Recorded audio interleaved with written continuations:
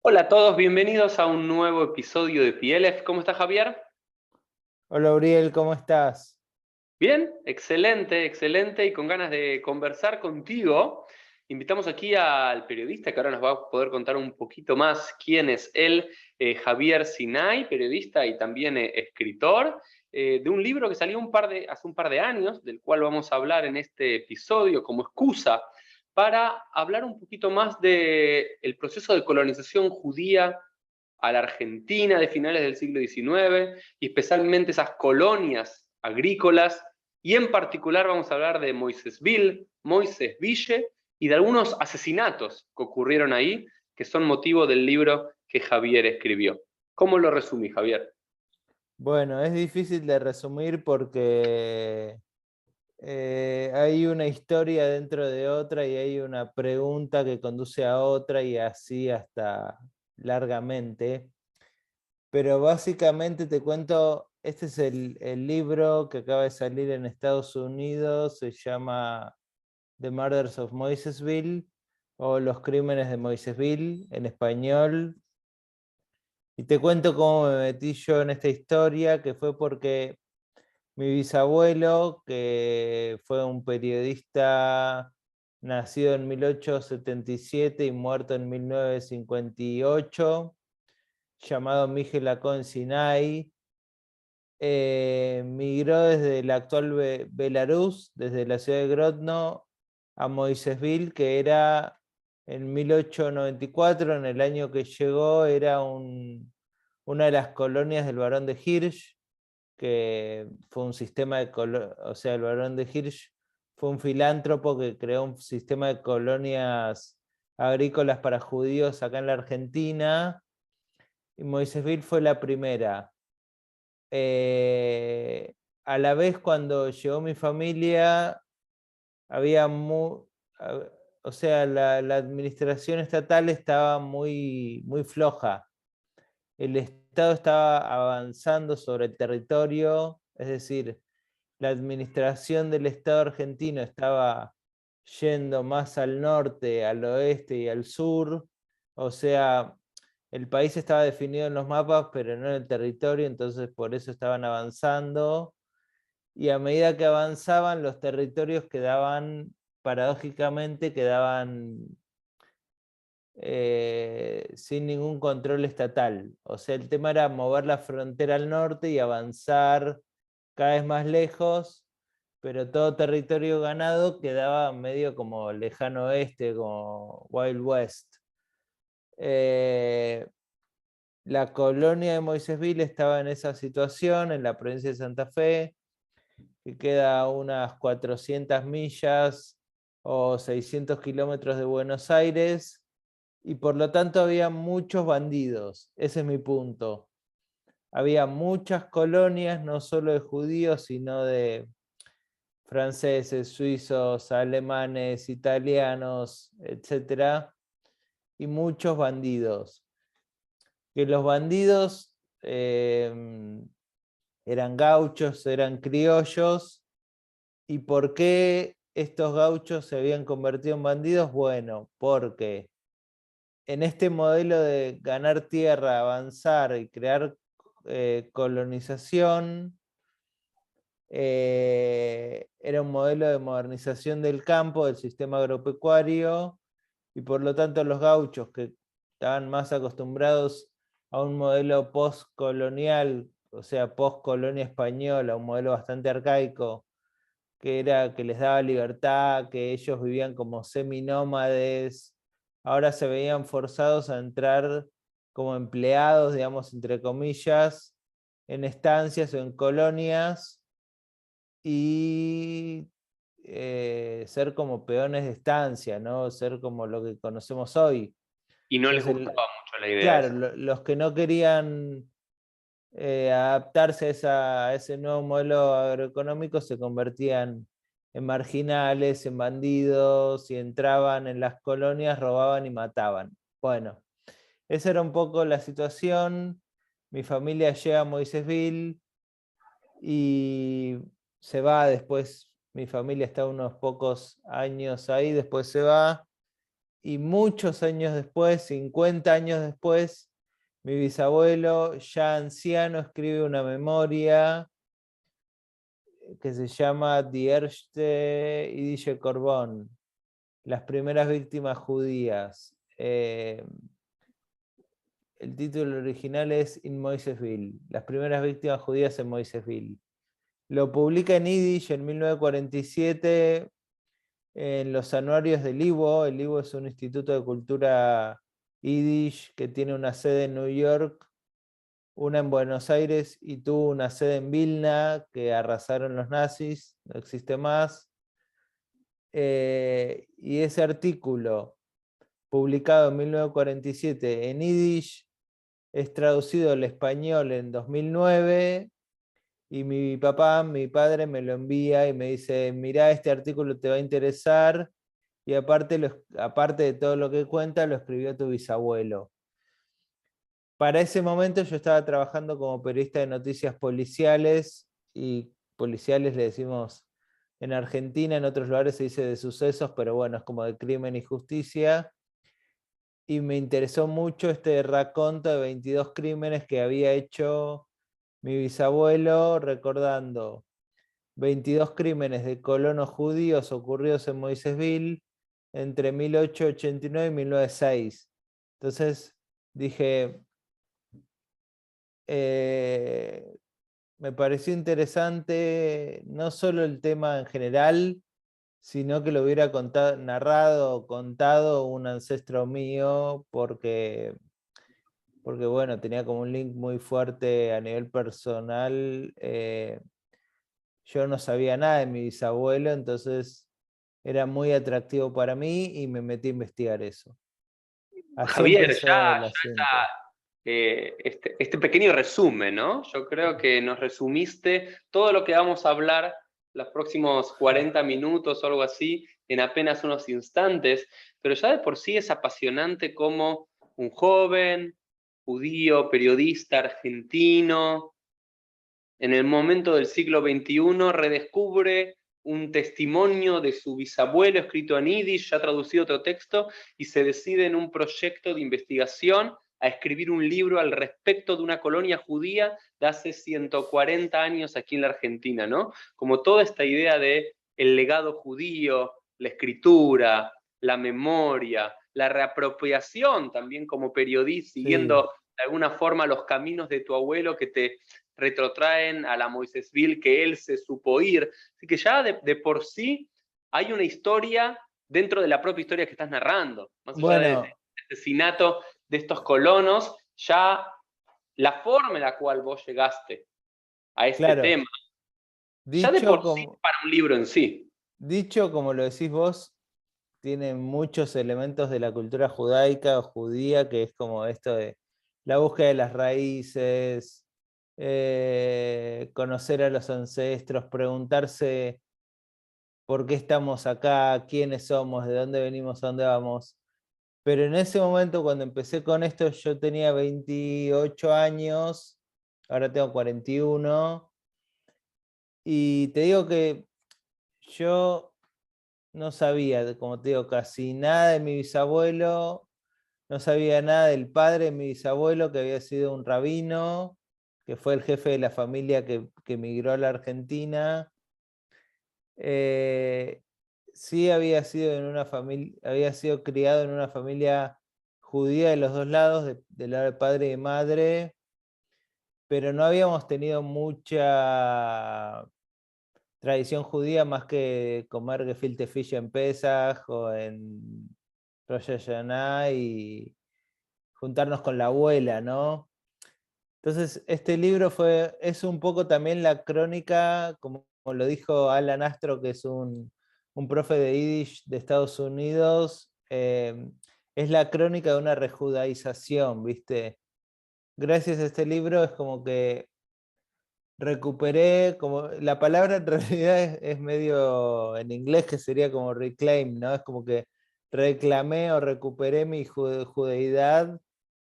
Y después, claro, hay que elegir qué tipo de judío sos, porque hay muchos tipos de judíos, pero hay hasta ese momento yo decía, sí, soy judío, pero no tanto, o soy judío, pero no sé nada sobre, casi nada sobre judaísmo. Eh, Eso es y hace poco, interesante, ¿no, Javier? no, Creo que te otro quiero decir tema. algo que te va a divertir y cierro, que lo dice una rabina francesa, Delphine Orvillier, que acabo de leer un libro de ella que dice, decir soy judío pero no tanto es lo más judío que hay. Así que no te hagas tanto el interesante. Entonces, bueno, de ahí partimos, de ahí partí yo.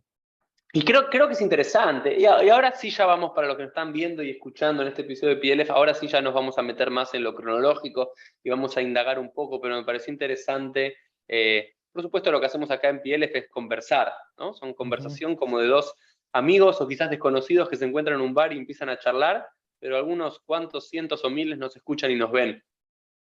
Y creo que es interesante esto que planteas, esto reclaim, reclamar para vos la tradición judía, y esto de judío a medias o no tanto y demás, porque muchos judíos que descienden o de padre judío, de madre judío, de ambos lados judíos, pero que no lo practican, no lo viven, no es parte de su día a día, no existe en la tradición judía o en el hablar de ascendencia judía, ¿no? Por ejemplo, nosotros tenemos muchos, imagino, amigos o conocidos españoles o italianos que quizás no hablan italiano o no hablan gallego y demás y no conocen nada de la cultura italiana y demás, y dicen, sí, soy de ascendencia italiana y nada más, ¿no? Claro, Pero no hay mucho de los judíos que digan, sí, mira, la verdad, mis papás, mis abuelos son judíos, yo tengo ascendencia judía, pero nada más. Siempre hay como esta búsqueda, ¿no? O este judío a claro. medias o algo en la búsqueda. Pero si te parece, Javier, luego de este resumen, vayamos al libro y a la historia. Me parece Dale. que deberíamos empezar, para todos los que nos están viendo y escuchando, quizás como argentinos, conocemos un poco más todo este proceso de colonización judía en la Argentina, pero es un proceso casi único en el mundo, ¿no es Sí, cierto? Todos sabemos que desde la segunda mitad del siglo XX hay un proceso de grandes benefactores europeos, por sobre todo, que invierten fortunas en nuevas colonias judías en la tierra de Israel, ¿no? El barón de Rothschild siendo uno de los más conocidos, pero también hubo otros varones, como en este caso que vamos a hablar un poco del barón de Hirsch, quizás nos pueda contar, que apostaban a otro tipo de colonización, no en la tierra de Israel, sino en el Nuevo Mundo, sí, especialmente en la Argentina y en Canadá. Entonces, contanos un sí. poquito para los que no conocemos nada, ¿de qué se trata este proceso de colonización judía en la Argentina? ¿Cómo se financia? ¿Quiénes vienen? ¿Qué se les da? Para entender un poco, para después ir llegando de Claro. a poquito a Moisesville. Bueno, mira, es súper interesante lo que decís. El barón de Hirsch, que es el que armó toda este movimiento que va del imperio zarista a América, a las Américas, digamos, era contemporáneo del barón de Rothschild. El barón de Rothschild quería, o sea, la gran cantidad, había una gran cantidad, había millones de judíos pobres en el imperio zarista, ¿no? En la zona de asentamiento que iba de Lituania y Bielorrusia, Ucrania y los Balcanes. Entonces, toda esa gente vivía en pésimas condiciones y el barón de Rothschild los ayudó a migrar a la tierra de Israel. Pero a la vez, el imperio zarista estaba en tensión con el imperio otomano, que era el que reinaba, digamos, sobre Jerusalén y sobre la tierra de Israel. Entonces la hipótesis del barón de Hirsch era, no tiene sentido mover gente de una zona del imperio zarista a Jerusalén teniendo en cuenta que puede haber una guerra y que el imperio zarista puede invadir Jerusalén y eso va a ser también tierra del imperio zarista. Entonces es como mover de una parte del imperio zarista a otra a Uh esta -huh. gente y no le vamos a resolver nada. Entonces hay que llevarlos a un lugar completamente nuevo que es América. Lo más Decir, lejos del mundo de Rusia, digamos. sí, claro, decir que un judío puede tener una vida digna en cualquier lugar que no sea Israel y puede ejercer su judaísmo y fundar una sociedad judía se llama sionismo territorialista. Es un sionismo distinto y es el sionismo americanista, digamos, ¿no? Es el que impulsó las comunidades de Norteamérica y de Sudamérica. A la vez, en ese momento, Estados Unidos, que era como el gran lugar, estamos hablando de la década de 1880 y 1990, perdón, en 1890, o sea, Estados Unidos ya estaba desarrollado y era el gran lugar a donde querían ir, pero había recibido tanta migración que estaba un poquito cerrado, un poquito reacio a recibir más migrantes. Y Argentina venía de esta modernización en su sistema agrícola, que te dije, y necesitaba gente para meter en el campo porque era un país, digámoslo, era un país vacío, seguimos siendo un país con poca población y gran territorio. En ese momento había mucha menos población y el gobierno argentino fomentaba mucho la inmigración de europeos, con esta idea de los liberales como Sarmiento, Avellaneda y Roca, de que los europeos iban a civilizar el territorio. Es una idea que hoy nos puede sonar un poco ridícula, pero bueno, es la idea que fundó a los países de inmigración como Canadá, Estados Unidos, Argentina. Entonces, el Barón de Hirsch era un millonario internacionalista, diría yo, porque se movía entre Bélgica, Alemania, Francia, iba por todos lados, era judío, su abuelo había sido el primer, no lo tengo bien claro, pero creo que el primer judío con título de nobleza en la corte de Bavaria, y el propio Barón de Hirsch había participado en la construcción del Expreso de Oriente, que es el famoso tren de Agatha Christie que va de Turquía a Rusia. Y bueno, era un tipo con mucho dinero que había perdido a sus dos hijos, habían muerto. Entonces dijo, voy a legarle mi herencia al pueblo judío. Entonces, con el Y apoyo de... una de las colonias lleva el nombre de su hijo, ¿no? Sí, Lucienville, en Entre Ríos, Lucián, eso Ahí era el está. hijo.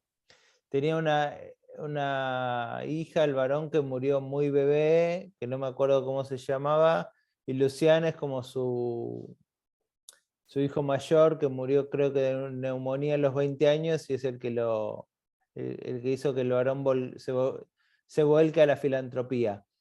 Pero Interesante. pensá que era la década de principios de 1890, el capitalismo estaba como floreciendo, entonces el varón dijo, no voy a regalar la plata, tiene que ser un sistema filantrópico capitalista. Entonces en las colonias, los judíos pobres que vienen de Rusia tienen que trabajar y productivizarse, tienen que hacerse, idealmente hacerse ricos y bueno, si no tanto, al menos poder pagar la tierra y generar riquezas para seguir alimentando el sistema y que sigan viniendo inmigrantes. Eh, los judíos que venían de Rusia tenían el sueño de salir de los guetos donde estaban, que no eran guetos tipo nazi, pero sí eran guetos, vivían mal, vivían hacinados en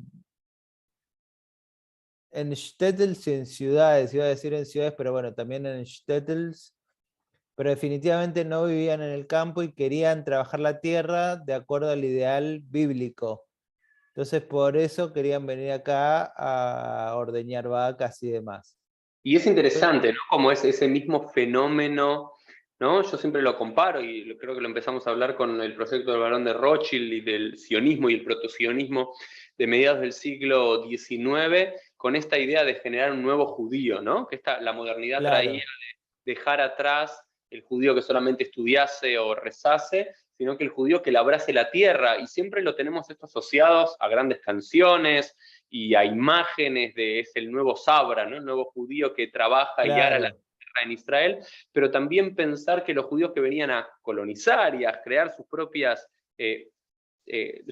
campos, ¿no? Sin un proyecto visionario como el famoso plan Andinia antisemita, pero sí con claro, este proyecto de generar valor y riqueza y salir de esa pobreza endémica, la idea de trabajar la tierra, ¿no? Y que eso que claro, también generaba un nuevo judío, incluso fuera de la tierra de Israel, conectándose a como, digamos, las historias de nuestros patriarcas, que eran o exacto, ganaderos o agricultores, y así empieza la Biblia con Caín y Abel, un ganadero y un claro, agricultor.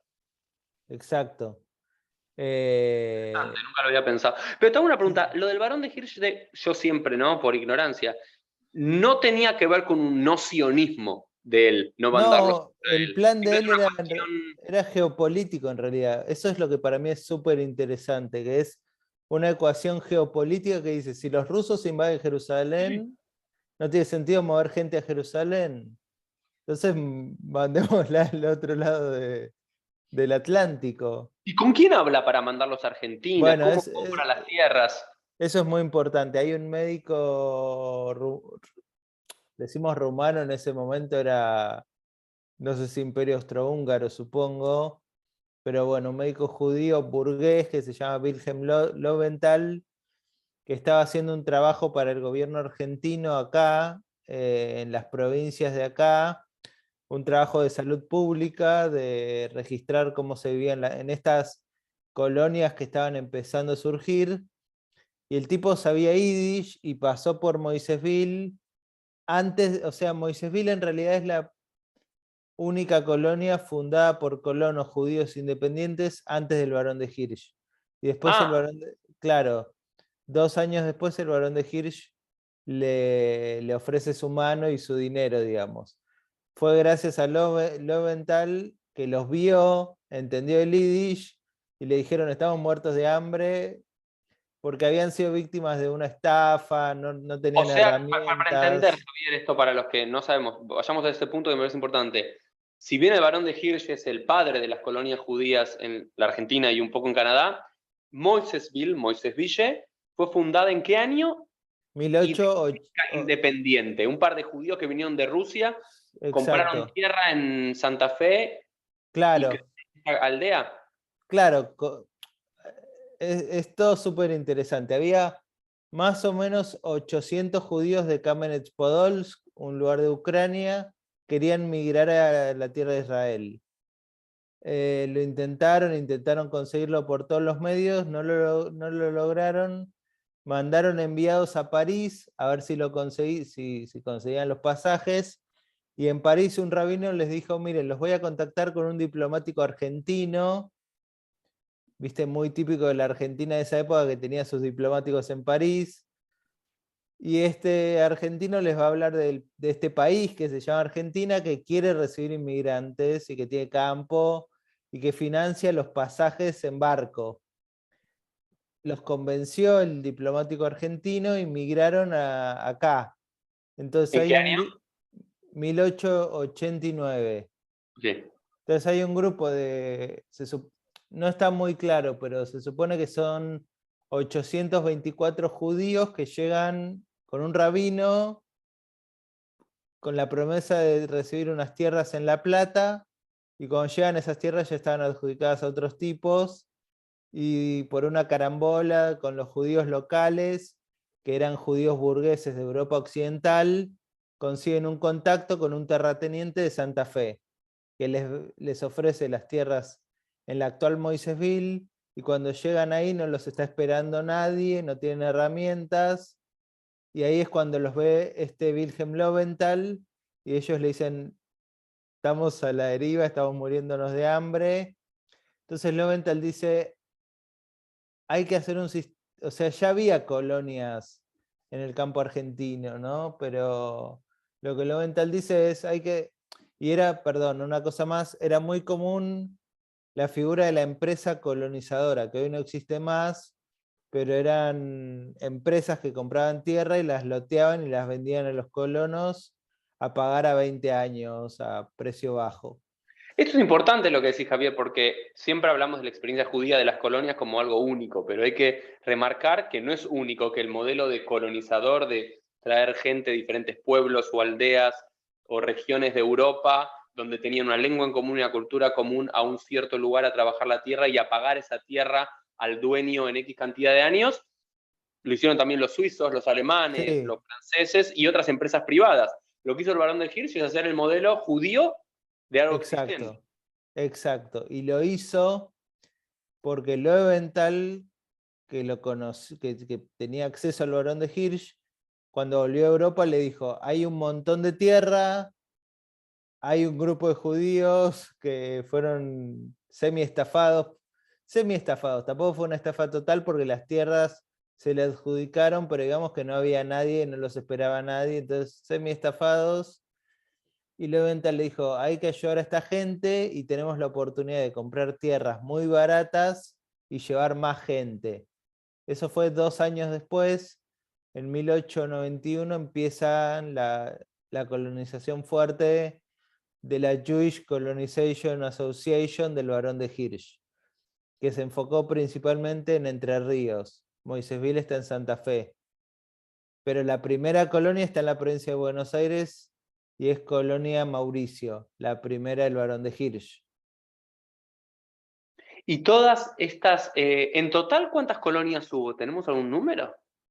Más o menos. Sabes que en mi libro lo puse, pero no lo recuerdo, pero si te digo deben ser cerca de 18, más o menos, de las cuales imagínate que 11 deben estar en Entre Ríos, 2 en Santa Fe, 3 en la provincia de Buenos Aires, una en Santiago del Estero, 1 o 2 en Chaco y ahí. Me parece que ese es el mapa.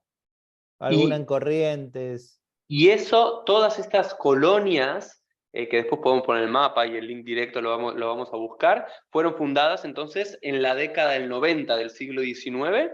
No, las primeras sí, pero después se siguieron fundando hasta la década del 20, de 1920. Porque el Ok, sistema durante 30 años, durante 30 claro, años, un periodo de crecimiento, imagino, porque si se van fundando más, es que es claro. exitoso, pongamos comillas. Exacto, el sistema fue floreciendo. Al principio los inmigrantes judíos no sabían trabajar la tierra de acá, digamos, el hábitat, el ecosistema argentino, y después aprendieron y se convirtieron en la figura del gaucho judío, ¿no? Es como que aprendieron el tema de la alfalfa, las vacas, los caballos. ¿Y qué producían? ¿Qué producían? ¿Qué era, digamos, Mira, había como algún...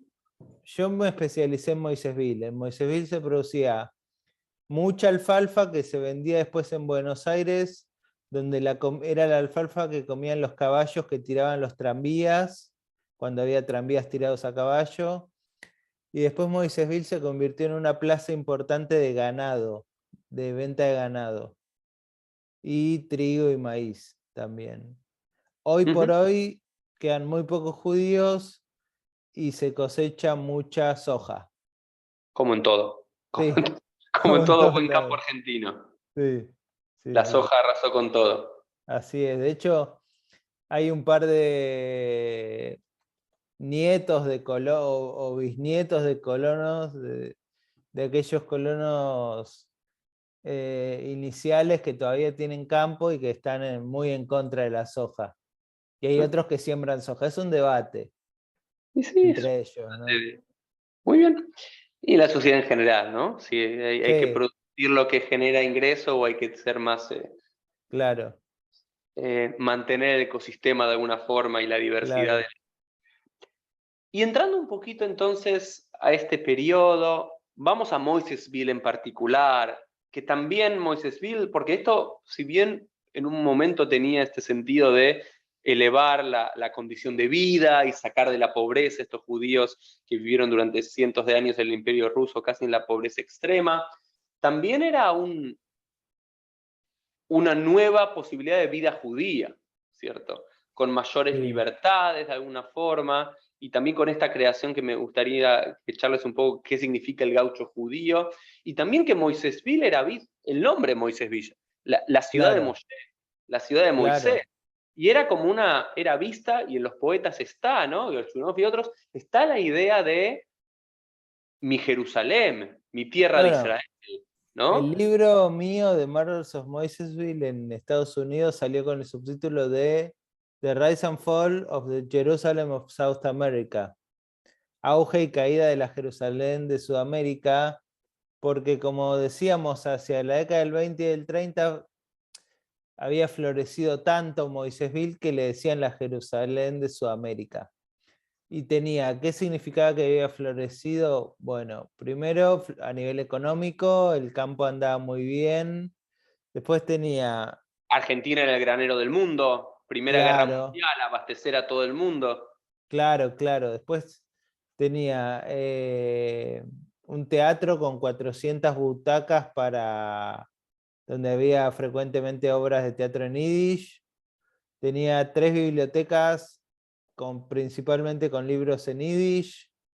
Tenía el cementerio judío más antiguo de la Argentina y probablemente de Latinoamérica, salvo, imagino, en Surinam o en esas colonias holandesas debe haber. Sí, sí, del 1700 y demás, Claro, calculo que claro. se ha quedado. Pero aparte de eso, debe ser el de Moisésville el más antiguo. Tiene cruces de calles, estilo calle Barón Hirsch con calle San Martín. Esas cosas como muy argentinas y muy judías a la vez. Bueno, tenía una sociedad una cooperativa agricultores, o sea, una cooperativa agropecuaria de judíos. Yo no me metí tanto en ese tema porque es muy económico, pero los judíos con sus cooperativas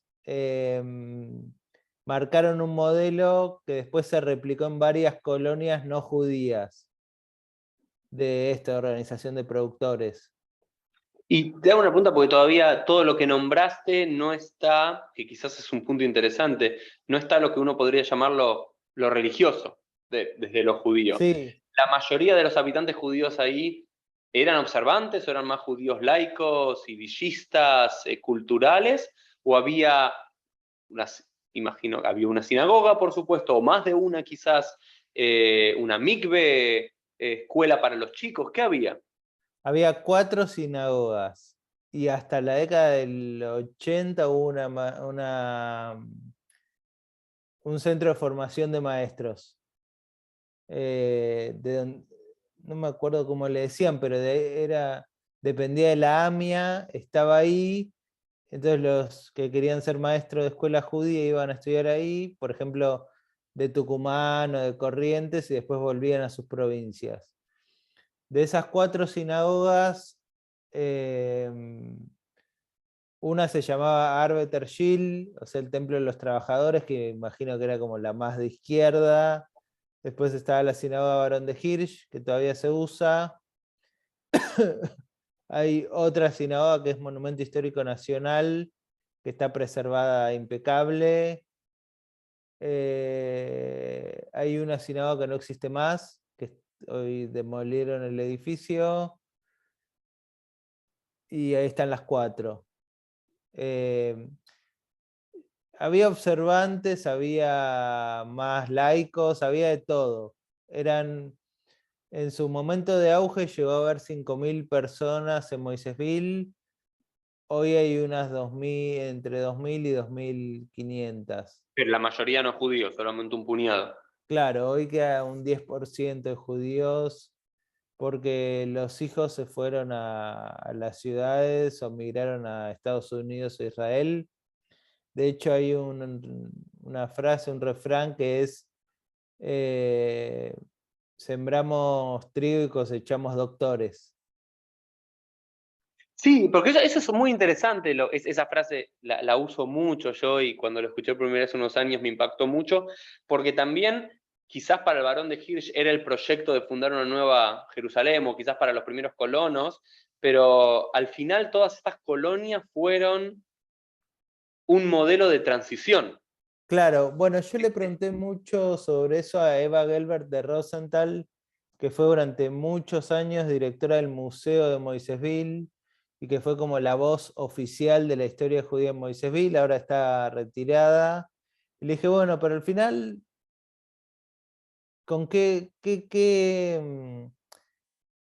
sentencia le damos a toda esta experiencia? ¿Fue positiva o negativa? Porque a la vez hubo rebeliones, hubo muchas peleas internas. Por ejemplo, mi tatarabuelo, que fue el rabino que te dije que era el jefe de familia, en 1897 hizo una rebelión con un montón de colonos porque tenían que pagar la tierra y como no sabían sembrarla, no tenían dinero, pero estaban obligados a pagarla.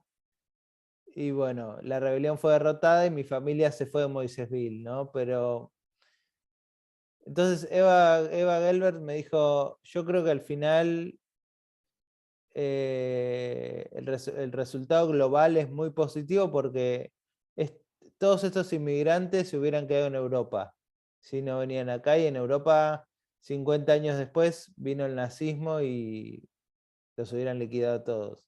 Entonces, hubo debates, hubo rebeliones, hubo gente que simplemente, por ejemplo, una de las personas que entrevisté en mi investigación fue el último administrador de una colonia vivo que queda, porque cada colonia tenía un administrador que era como, por ejemplo, cuando mi tatarabuelo, el rabino, hizo la rebelión, era contra el administrador de Moisésville, a quien le decían el pequeño zar, los enemigos, ¿no? Entonces era muy poderoso dentro de la colonia cada administrador.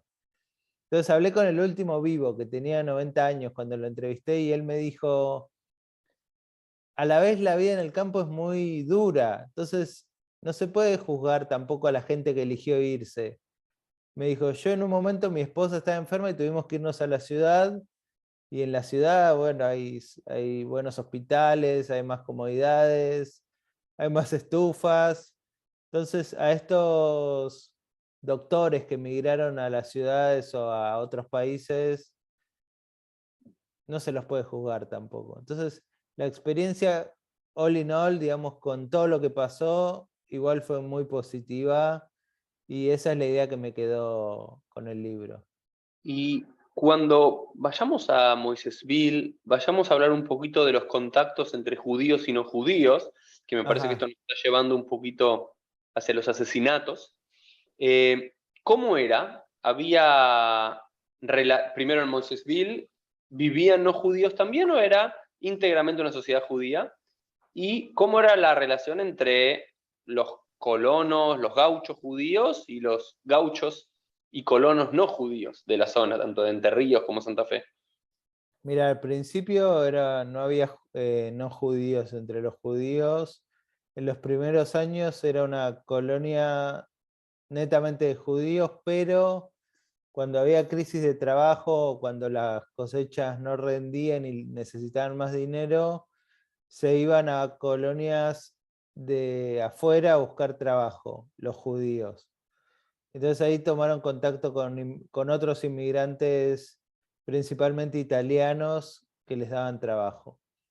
A la vez estaban estos bandidos gauchos criollos que, bueno, eran muy peligrosos, pero, digamos, ya para 1910, con la colonia bien establecida y con el gaucho bandido un poco como dominado por el Estado, por la policía, digamos, los gauchos se convirtieron finalmente en empleados o empezaron a trabajar para los colonos, y ahí es donde surge la figura del gaucho judío, que tiene como dos caras. Por un lado es el colono judío que aprende las artes, bueno, no importa, que aprende las artes del gaucho, que son como trabajar la tierra, trabajar con los animales. Y por otro lado es el gaucho que aprende, esto me lo contaron personas que vivieron ahí, que aprende a cantar canciones en hebreo o en yiddish, o que aprende a cocinar kosher. Entonces, no es que hubo una sola figura de gaucho judío, sino que fue como un degradé. No, y fue de un lado Eh, para el otro, ¿no? La claro, asimilación o la mimetización tanto de los judíos hacia lo no judío y de lo no judío hacia los judíos, ¿no? claro. Entonces, un poco la hipótesis que yo manejé en mi libro es cómo pasamos de un choque de culturas cuando llegaron estos colonos judíos que fueron asesinados algunos. Entonces, de un choque de culturas a una cooperación de culturas, después de Vamos a la unos primera 20 parte y años. después empezamos a cerrar con la segunda parte. Contanos un poquito así brevemente esa crónica de tu abuelo y qué se sabe de este asesinato de estos 22 colonos judíos. Bueno, básicamente eran, como te digo, eran gauchos bandidos que entraban, robaban y mataban. Por ejemplo, en 1897 hubo un caso muy famoso que una familia de colonos judíos tenía una casita almacén muy alejada del resto de las casas, y de noche entraron unos gauchos y querían vino, robaron y mataron a toda la familia. Esa es la familia Weissman, que hoy yace en una tumba larga. Están puestos como cabeza de uno con pies del otro, ¿no? Como es muy larga. Y fue un caso emblemático, fue un caso terrible. Yo diría que de los 22, unos 7 más o menos fueron robados y matados cuando salieron a buscar trabajo afuera.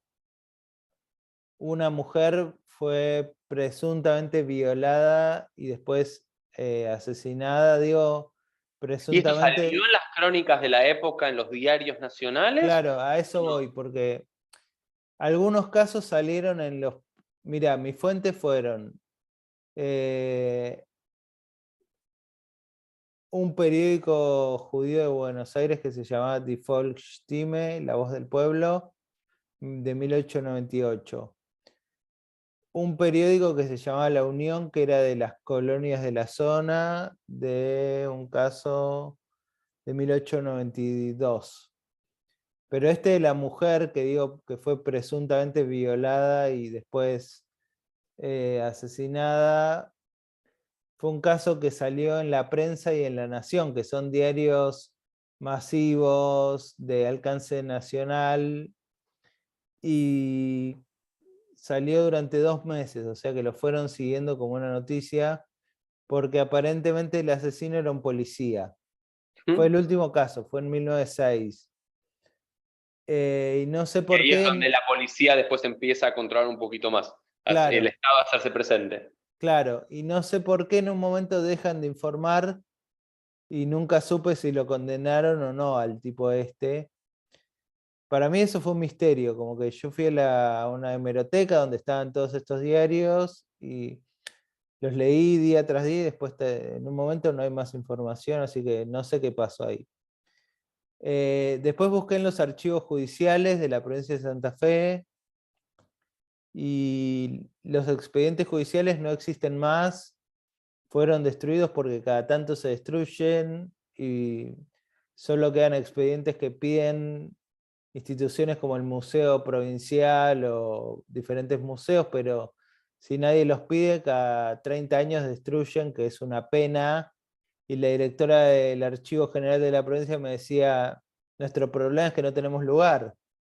Entonces, viste, es como que decís, denles un depósito a estas personas y que dejen de destruir archivos. Lo que encontré también del caso de esta mujer que se llamaba Miriam Alixenitzer es en el archivo del Poder Judicial de la provincia de Santa Fe un registro de que una vez hubo un expediente sobre ese crimen, pero el Ok. expediente no está más. Ese fue destruido, pero hay un registro que existió. Claro, sobrevivió como un índice, ¿no? Porque yo a la vez quería ver, bueno, quiénes eran estos gauchos, qué habían declarado, cómo se llamaban. Y de los 22 casos encontré 3 nombres, nada más, que para mí ya fue como, De estos gauchos criollos que claro, asesinaron. de los asesinos. Y en general esos nombres los encontré. Eh, Uno es el policía este que salió en La Nación y en la prensa. Otro está en una memoria de un colono judío. Y otro está en La Unión, que es un periódico de La Esperanza. La Esperanza no, Esperanza, que es un pueblo grande de una ciudad pequeña, un pueblo grande de la provincia de Santa Fe, que fue una colonia grande en esa época y tenía un periódico. Y básicamente dice que eran gauchos bandidos, borrachos, pendencieros y bueno. Sí, la eh, imagen que muchos argentinos, en base a los cómics o a los cuentos y demás, nos criamos, ¿no? Con ese claro, gaucho, no sé, un poco Martín Fierro y demás, ¿no? Las sí, a la ellos, pulperías y esos lugares que están claro. en el imaginario colectivo. Y yo pensaba, si el gaucho estaba acostumbrado a faenar una vaca, no le iba a costar nada sacar el cuchillo y apuñalar a un tipo que le dijo algo que no le gustó. Era, otro contacto con la sangre, con la violencia, lamentablemente, ¿no? Pero creo que era algo mucho más... De hecho, sabes que en un momento hice una cuenta muy a mano, una cuenta de almacenero, digamos, porque encontré las estadísticas de cuántos crímenes había habido en el año 1892 en la provincia de Santa Fe. Entonces dije, bueno, a ver la tasa de homicidios, ¿no? Que hoy la provincia de Santa Fe con Rosario, que es un punto Sí, conflictivo con el narcotráfico, se habla la mucho de la... Sinaloa, nuestra Sinaloa. Claro.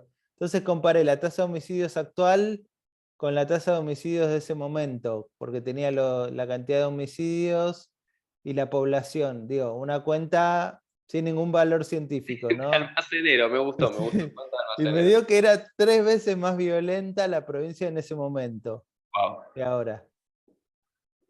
interesante. Sí, me pareció Pero interesante. para dejar claro, ¿no? No había ningún rasgo en estos asesinatos de antisemitismo Mm, whatsoever, ¿cierto? Porque lo mismo mirá, se replicaba en otras colonias, digamos, era simplemente yo, bandidos forasteros que buscaban un poco de comida, algo de bebida y el placer, y yo diría que asesinar. no había, no fue antisemitismo, pero sí hubo xenofobia.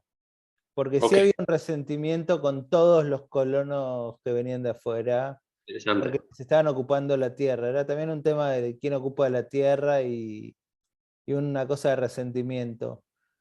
Pero no específicamente antisemitismo, sino xenofobia. De Interesante. hecho, en el ¿Mm? Martín Fierro, que es de 1872, o sea que es como 20 años anterior a la llegada de los judíos, hay un par de versos que dicen estos gringos que no saben montar un pingo, ¿no? Como estos tontos que vienen acá al campo. Claro, sí, no, pero es interesante marcar eso, que es, de vuelta, el odio al extranjero, que muchas veces los judíos lo vivimos como propio llamado Claro, antisemitismo, pero era algo generalizado, ¿no? Eh, claro.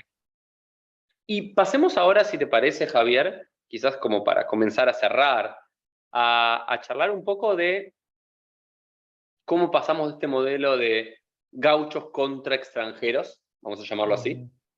a esa combinación del gaucho judío y cómo se presenta en el arte, en la memoria, en los poemas. Bueno, fue un movimiento macro, o sea, tuvo que ver con la modernización económica del país.